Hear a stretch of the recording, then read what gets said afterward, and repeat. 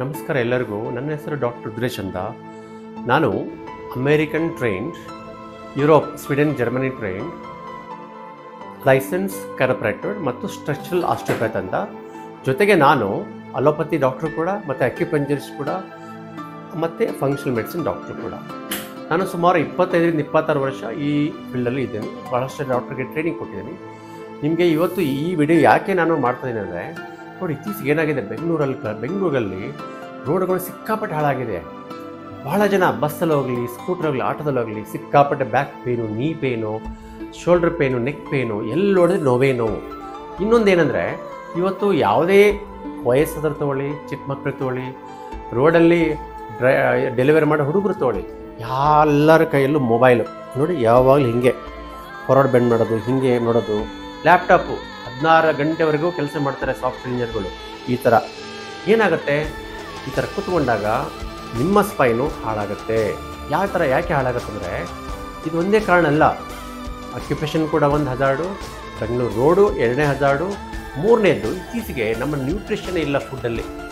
ಅಂದರೆ ನಾವು ತಿನ್ನೋ ಅನ್ನದಲ್ಲಿ ಮಿನರಲ್ಸ್ ಇಲ್ಲ, ವಿಟಮಿನ್ಸ್ ಇಲ್ಲ, ಪ್ರೋಟೀನ್ ಕಡಿಮೆ ಇದೆ, ಫೈಬರ್ ಕಡಿಮೆ ಇದೆ.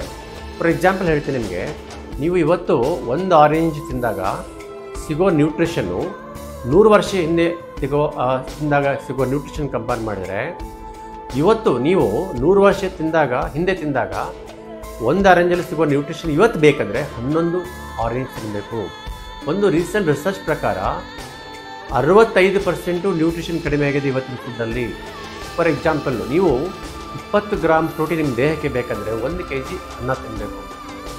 ನಿಮ್ಮ ತೂಕ ಇವತ್ತು 60 kg ಇದ್ದರೆ 3 kg ರೈಸ್ ತಿನ್ನಬೇಕು ನೀವು, ಅಂದರೆ ಪ್ರೋಟೀನ್ ಇಲ್ಲ. ನೋಡಿ, ಈ ಡಿಸ್ಕ್ ಇದೆ ಅಲ್ಲ, ಶಾಕ್ ಅಬ್ಸಾರ್ಪ್ಷನ್, ಟೈರ್ ಇದ್ದಂಗೆ. ಅದಕ್ಕೆ ಬೋನು, ಮಿನರಲ್ಸ್ ಬೇಕು, ಕ್ಯಾಲ್ಸಿಯಮ್ಮು, ಮ್ಯಾಗ್ನೀಷಿಯಮ್ಮು, ಫಾಸ್ಫರಸ್ಸು, ಫಾಸ್ಫೇಟು, ಇವೆಲ್ಲ ಮಿನರಲ್ಸ್ ಬೇಕು. ವಿಟಮಿನ್ಸ್ ಬೇಕು, vitamin A, vitamin E, vitamin D3, okay, ಮತ್ತು ಬಿ ಕಾಂಪ್ಲೆಕ್ಸ್ ವಿಟಮಿನ್ಸ್ ಬೇಕು, ವಿಟಮಿನ್ ಕೆ ಬೇಕು. ಇವತ್ತು ಆಹಾರದಲ್ಲಿ ಯಾವುದು ಸಿಗ್ತಾಯಿಲ್ಲ. ಯಾಕಂದರೆ ಒಂದು ಪ್ಲ್ಯಾಂಟ್ ಬೆಳೆಗೆ ಸುಮಾರು 700 ನ್ಯೂಟ್ರಿಯೆಂಟ್ಸ್ ಬೇಕು. ಆದರೆ ಇವತ್ತೇನಾಗಿದೆ, ಬರೀ NPK ಅಂತ ಹಾಕ್ತಾರೆ, ಫರ್ಟಿಲೈಸರು. ಹೀಗಾಗಿ ಇವತ್ತು ನಮಗೆ ಮ್ಯಾಗ್ನೀಷಿಯಮ್ ಡೆಫಿಷಿಯನ್ಸಿ ಸಿಕ್ಕಾಪಟ್ಟೆ ಇದೆ. ಹೀಗಾಗಿ ಎಲ್ಲ ಮಸಲ್ ಸ್ಟಿಫ್ ಆಗುತ್ತೆ. ಮತ್ತು ಇನ್ನೊಂದೇನೆಂದರೆ, ಮೊಬೈಲಿಂದ ಈ ಥರ ಬೆಂಡ್ ಮಾಡಿ ಕುತ್ಕೊಂಡಾಗ ಯೂಸ್ ಇಟ್ ಆರ್ ಲೂಸ್ ಇಟ್ಟು, ನೋಡಿ, ಇವೆಲ್ಲ ಫಸ್ಟ್ ಜಾಯಿಂಟ್ ಫಿಕ್ಸ್ ಆಗುತ್ತೆ. ಮತ್ತು ನಾವೇನು ನಮ್ಮ ಬಾಡಿ ರಾಂಗ್ ಟ್ರೈನಿಂಗ್ ಕೊಡ್ತೀವಿ ಈ ಥರ ಕುತ್ಕೊಳ್ಳೋಕ್ಕೆ, ಅವಾಗ ಕೈಫೋಸಿಸ್ ಆಗುತ್ತೆ. ಈ ಥರ ಕುತ್ಕೊಂಡ ಸ್ಕೋಲಿಯೋಸಿಸ್ ಆಗುತ್ತೆ. ಮತ್ತು ಮಸಲ್ಲು ಸ್ಟಿಫ್ ಆಗುತ್ತೆ. ಬೆಳಗ್ಗೆ ಎದ್ದ ತಕ್ಷಣ ಫುಲ್ ಹಾರ್ಡ್ ಆಗುತ್ತೆ. ಇವತ್ತು ಯಾರನ್ನೇ ಕೇಳಿ, ಬೆನ್ನು, ಕಾಲು, ಮಂಡಿ ನೋವು, ಇವತ್ತು ಯಾವುದೇ ಮೆಡಿಕಲ್ ಶಾಪಲ್ಲಿ 90% ಸೇಲ್ ಆಗೋದು ಪೇಯ್ನ್ ಕಿಲ್ಲರ್ಸು. ಪೇಯ್ನ್ ಕಿಲ್ಲರ್ ವರ್ಡೇ ರಾಂಗ್ ಅದೇ. ಯಾವತ್ತು ಪೇಯ್ನ್ ಕಿಲ್ ಆಗಲ್ಲ. ಕಿಲ್ಲರ್ ಮತ್ತೆ ಯಾಕೆ ಜೀವಂತ ಬರುತ್ತೆ? ಅದು ಪೇಯ್ನ್ ಬ್ಲಾಕರ್ಸು. ನಿಮ್ಮ ಪೇಯ್ನ್ ಎಲ್ಲಿ ಹೋಗಲ್ಲ, ಅಲ್ಲೇ ಇರುತ್ತೆ. ಮಂಡಿಲಿ ಹಾಗೆ ಇರುತ್ತೆ, ಹಿಪ್ಪಲ್ಲಿ ಹಾಗೆ ಇರುತ್ತೆ, ನೆಕ್ಕಲ್ಲಿ ಹಾಗೆ ಇರುತ್ತೆ. ನಿಮ್ಮ ಬ್ರೈನ್ಗೆ ಗೊತ್ತಾಗಲ್ಲ. ಆದರೆ ನೀವು ಬರೀ ಪೇಯ್ನ್ ಕಿಲ್ಲರ್ ತೊಗೊಂಡು ಹಾಗೆ ಮುಂದುವರೆದ್ರೆ ನಿಮ್ಮ ನರ ಹಾಳಾಗುತ್ತೆ. ಮುಂದೆ ನಿಮಗೆ ಪೇಯ್ನ್ ಮಾತ್ರ ವರ್ಕ್ ಆಗಲ್ಲ. ಅದ್ರ ಜೊತೆಗೆ ಏನಾಗುತ್ತೆ, ಸ್ಟೆರಾಯ್ಡ್ ತೊಗೋಬೇಕು. ಸ್ಟೆರಾಯ್ಡ್ ತೊಗೊಂಡ್ರೆ ಖಂಡಿತವೂ ಕಡಿಮೆ ಆಗುತ್ತೆ ಪೇಯ್ನ್. ಆದರೆ ಹರೆಂಡಸ್ ಸೈಡ್ ಎಫೆಕ್ಟ್ಸು ಏನಾಗುತ್ತೆ, ದಪ್ಪ ಆಗ್ತಾರೆ, ವಾಟರ್ ರಿಟೆನ್ಷನ್ ಆಗುತ್ತೆ, ಪ್ರೆಗ್ನಿಸೋನು, ಅವೆಲ್ಲ ಟ್ರಿಯಮ್ಸೋನು ತೊಗೊಂಡ್ರೆ.